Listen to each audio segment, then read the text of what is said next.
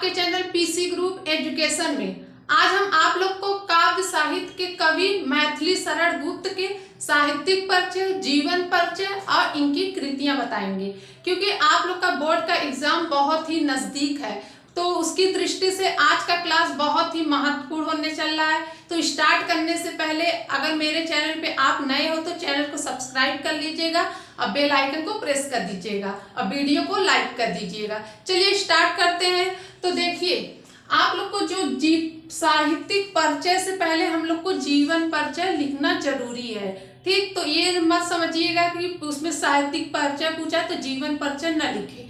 तो उसमें पहले आप लोग जीवन परिचय लिखेंगे, फिर साहित्यिक परिचय, फिर उनकी कृतियां लिखेंगे। तो ये देखिए, आप लोग को जो साहित्यिक परिचय पूछा जाता है, ये कितने नंबर का पूछा जाता है? 5 नंबर का पूछा जाता है। ये 80 शब्दों में लिखना होता है। ठीक, तो देखिए बहुत ही आसान तरीके से हम आप लोग को बताएंगे। चलिए देखते हैं। देखिए मैथिली शरण गुप्त, अब इनका जीवन परिचय है। तो देखिए जीवन परिचय में लिखा क्या जाता है, पहले हम लोग उनका जन्म लिखेंगे, फिर उनके माता पिता का नाम लिखेंगे, उनकी पढ़ाई कहाँ से और उनकी मृत्यु कब हुई थी। तो इतना लिखाता है जीवन परिचय में। ठीक, इतना आप लोग को समझ में आ गया कि जीवन परिचय में लिखा क्या जाता है। चलिए देख लेते हैं। देखिए मैथिली शरण गुप्त, अब इनका जीवन परिचय है।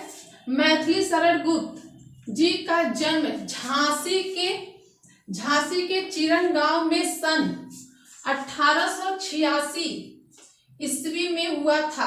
कब हुआ था? 1886 में मैथिली शरण गुप्त का जन्म हुआ था। ठीक है, अब देखिए इनके पिता सेठ राम शरण गुप्त हिंदी साहित्य के अच्छे कवि थे। इन्हें अपने पिता से ही कविता की प्रेरणा प्राप्त हुई। अब देखिए ये इनको क्या, अपने पिता से ही कविता का प्रेरणा प्राप्त हुई। आप लोग को पता ही होगा कि बच्चों को अपने पिता से ही जो गुण मिलना होता है वो मिलता है, चाहे वो अच्छा हो या खराब हो। जैसा पिता रहेगा वैसा बेटा रहेगा। ठीक है, अब देखिए गुप्त जी की शिक्षा दीक्षा घर पर ही संपन्न हुई। कहाँ पे हुई थी इनकी शिक्षा दीक्षा? इनके घर से हुई थी।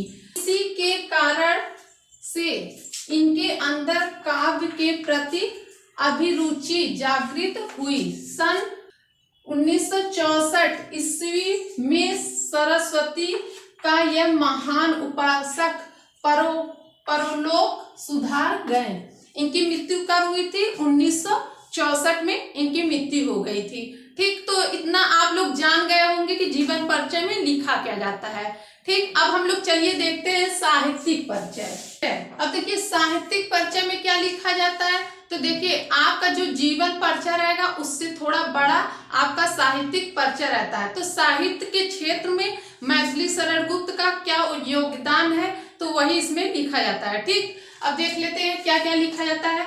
देखिए मैथिली शरण गुप्त जी में बाल्य अवस्था से ही काव्यात्मक प्रवृत्ति विद्वान थी। यह एक युग पुरुष के रूप में हिंदी में अवतरित हुए।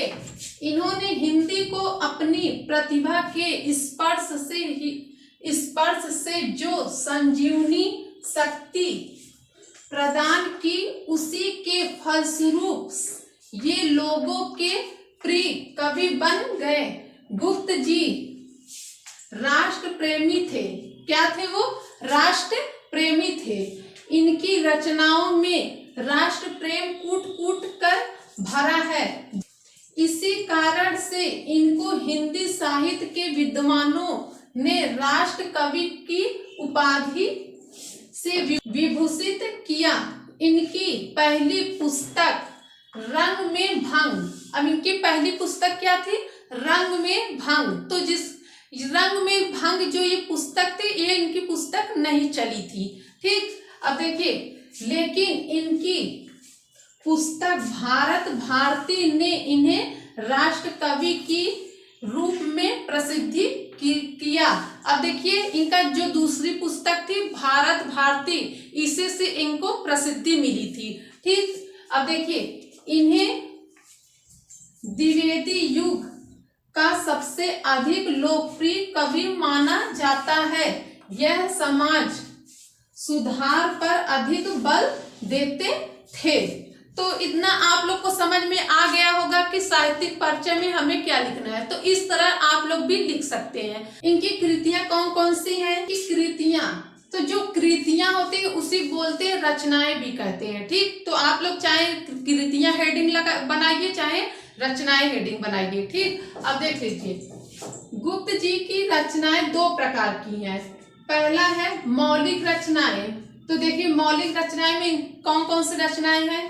देखिए पहला है भारत भारती, फिर दूसरा है जयद्रथ वध, पंचवटी, साकेत, यशोधरा, नाहुस आदि। ये सब क्या है? इनकी रचनाएं हैं। अब देखिए दूसरा है अनुदित रचनाएं।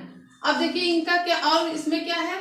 मेघनाथ वध, ब्रजभाषा वीरांगना, प्लासी का युद्ध आदि। ये सब क्या है? इनकी रचनाएं हैं। तो देखिए आप लोग को अगर ये इस तरह का मौलिक रचनाएं, अनुदित रचनाएं इस तरह नहीं याद है तो आप लोग को क्या करना है?